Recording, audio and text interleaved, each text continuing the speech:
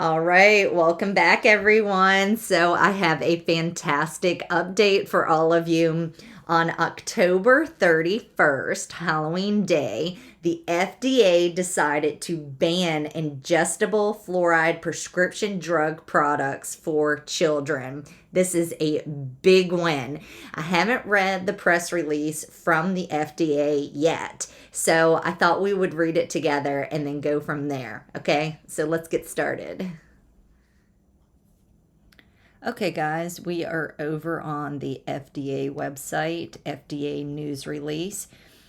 The title says FDA acts to protect children from unapproved fluoride drug products for immediate release on October 31st, 2025.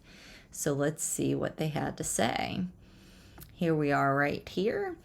The U.S. Food and Drug Administration today announced actions to restrict the sale of unapproved ingestible fluoride prescription drug products for children. The FDA sent notices to 4 companies outlining the agency's intention to take enforcement action against those marketing unapproved fluoride-containing ingestible drugs labeled for use in children under age 3 or older children at low or moderate risk of tooth decay. So this is fantastic. All right, here we are. This Halloween, the FDA is driving a stake through the heart of outdated science and protecting our kids from the risks associated with ingestible fluoride, said Health and Human Services Secretary Robert F. Kennedy Jr. It's scary that these products have been used for decades without approval. Today's action raises public awareness, informs medical professionals, and builds on President Trump's commitment to make our children healthy again.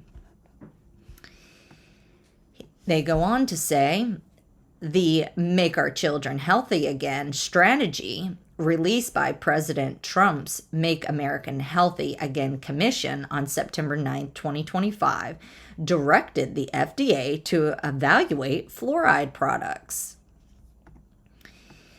There are better ways to protect children's teeth than taking unapproved ingestible fluoride, which is now recognized to alter the gut microbiome. The microbiome is increasingly recognized to be central to a child's health and development, said FDA Commissioner Marty Makary, MD, PhD.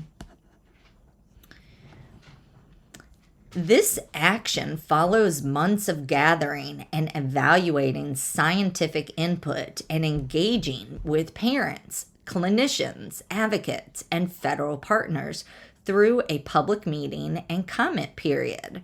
The FDA has published the FDA has published a scientific evaluation of the current use of unapproved ingestible fluoride drug products and their potential benefit and risks.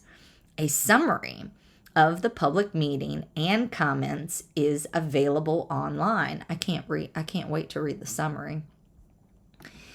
The FDA has not reviewed or approved ingestible fluoride drug products for safety, effectiveness, or quality, even though they have been used since the 1940s. Based on the scientific evaluation published today, the agency concluded that such products should not be used in children under age 3 or by older children who are not at high risk of tooth decay. For the same reason fluoride may work to kill bacteria on teeth, it may also alter the gut microbiome, which may have broader health implications. While evidence indicates fluoride reduces the risks of dental caries in older children, a Cochrane review, an independent analysis that combines results from multiple scientific studies, of the medical literature concluded that fluoride did not reduce dental caries in baby teeth. The FDA also recognizes other preliminary but potentially concerning data on risks, such as a recent meta-analysis suggesting increased fluoride exposure and associated with decreases in IQ. Such as recent meta-analysis suggesting increased fluoride exposure is associated with decreases in IQ. Okay. To help channel this recommendation into clinical practice, the FDA also sent a letter to healthcare professionals warning about the risks associated with these products. Additionally, the FDA, in partnership with the National Institutes of Health and the U.S. Department of Health and Human Services, is launching development of a fluoride research agenda and the first national oral health strategy. The goal is to close critical research gaps and guide efforts to better combat the most common childhood chronic disease in America. Wow. So let's take another look at that headline.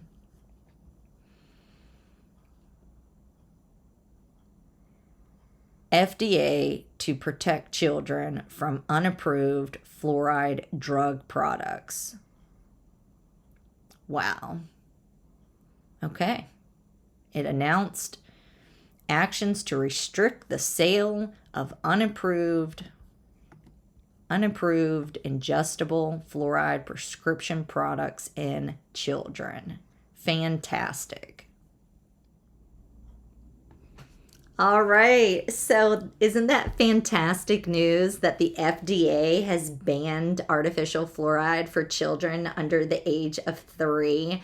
Wow, what a big win. I love how they incorporated Halloween into the press release. That was kind of clever. So what does this mean for going forward? Well, it means that we're one step closer to banning artificial fluoride in the community drinking water. Now, if you've watched my previous videos, you know that in Virginia, every municipality could ban this today if they felt like. But they say no, they defer to VDH. They say they don't understand the science. They don't read the science. They don't understand, that it's not ethical to use the public water system to deliver drugs to the people. It seems like our politicians are just like little puppets, that they don't actually think about whether or not what they're doing is ethical or safe or not. They just kind of defer to somebody else, right? So it just shows like it's all theater. But nonetheless, I think more and more municipalities are going to start banning artificial fluoride from their drinking water now that the FDA has banned this for children under the age of 3, right? They see the writing on the wall. They see that artificial fluoride is going to be banned relatively soon, and they would like to give the appearance anyway that they're on the right side of history in that they banned this before they were forced to take it out of the water, right? So for public relations reasons, a lot of folks are saying like, oh gosh, let's just go ahead and get it out of the drinking water. That way, when it does get banned, we can say, hey, yeah, we didn't need to be forced to be told, what to do. We know that this is wrong to put in the drinking water. So we went ahead and took it out. Now, Henrico County, nope, they still want to dig their heels in, right? Even though they now understand at this point that artificial fluoridation is a farce and that it is extremely unethical to use the public drinking water to deliver medication. Nope. Henrico says, I don't care. La, la, la, la, la, la, la. I'm going to outsource my brain to the CDC. I still get the biggest kick out of that. I gotta say, I never expected for Tyrone Nelson to say, I trust the CDC. I did not know that people still believe that. As somebody who went to Virginia State University, who understood about the Tuskegee experiment, for Tyrone Nelson of all the Board of Supervisors to say, I trust the CDC, I never thought in a million years he would be the one to say that, right? I mean, after Tuskegee and COVID, you still trust the CDC? Like, who does that? Anyway, so yeah, this is going to be a big win. You have to ask yourself, why does Henrico continuously put this stuff in the drinking water?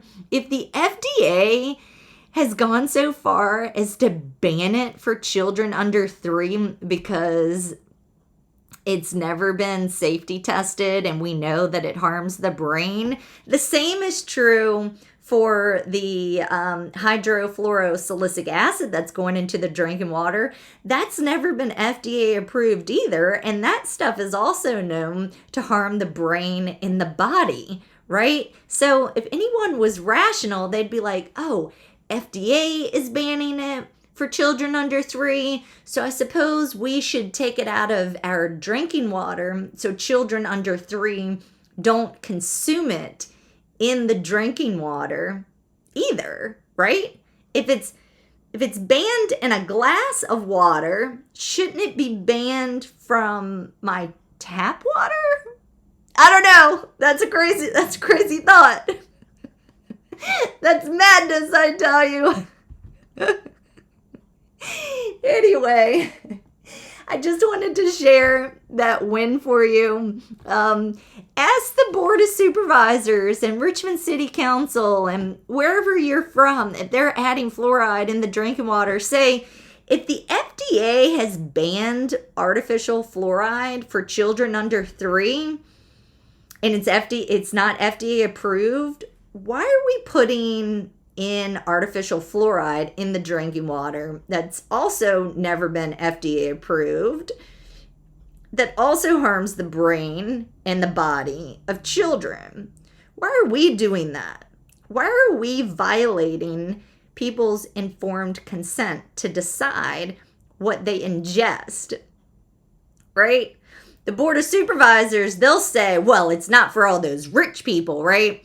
Like the Board of Supervisors, they see themselves as the aristocrats. They don't need fluoride when they're forced to stop adding fluoride to the drinking water. I bet you $100 they're not going to go run out and buy fluoride tablets to put in their own drinking water or their children's drinking water or their grandchildren's drinking water, right?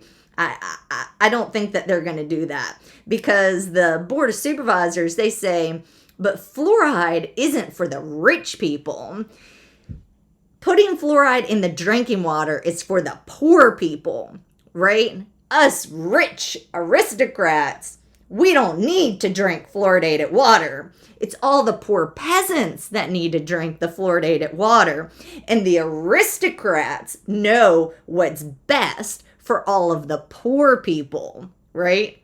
That is their mindset. That is how they feel. They feel like they're up here and all of us are the mere peasants that are down here that should have drugs forced upon us. That's how they view this.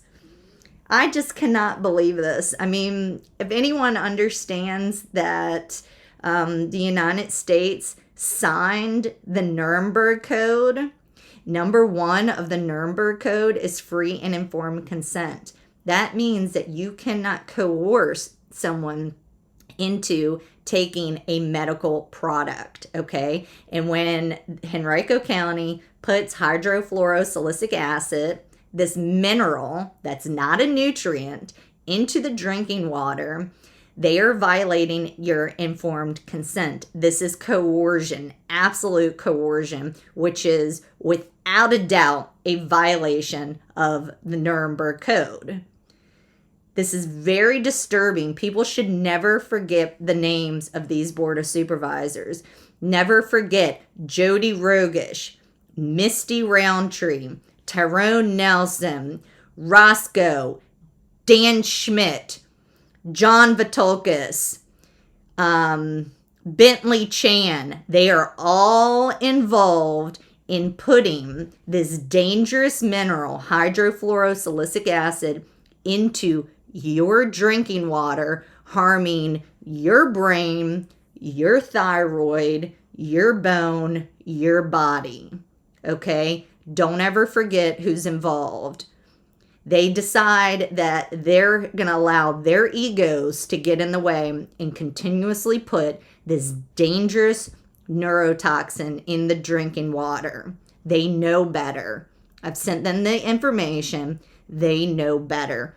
It is reckless disregard for them to say, I don't understand the science. I don't understand the ethics. I'm going to defer to VDH and the CDC. That is reckless. You don't defer to the CDC of all people. The CDC who was responsible for the Tuskegee experiment. The CDC who was responsible for the COVID lies. You do not put your trust into these health departments. Not ever.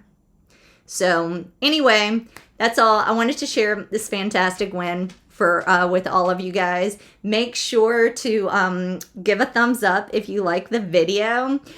Smash the subscribe button. Share this video with others and leave a comment below. So that's all. Bye guys. See you next time.